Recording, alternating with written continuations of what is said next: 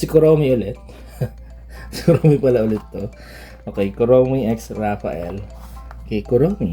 Sanrio. Oh, yun pala. Iba-iba pala yung nakalagay dito sa ano na to, sa part na to. Si kanina si Hello Kitty. Tapos si My Melody. Ay, ganyan din. Ito yung kay My Melody. Tapos yung box ni Kuromi. Yan, may ganyan siya. Hindi ko siya napansin kanina. Nakalimutan ko ipakita.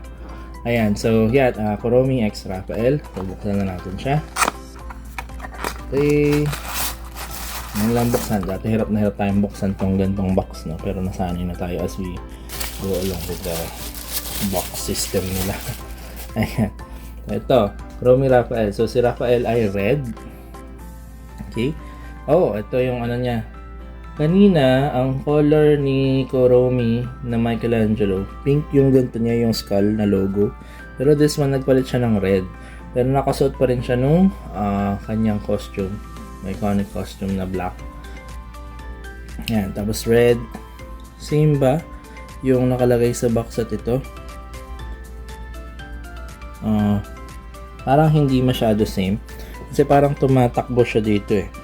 Pero dito, nakaano lang siya, naka-pose.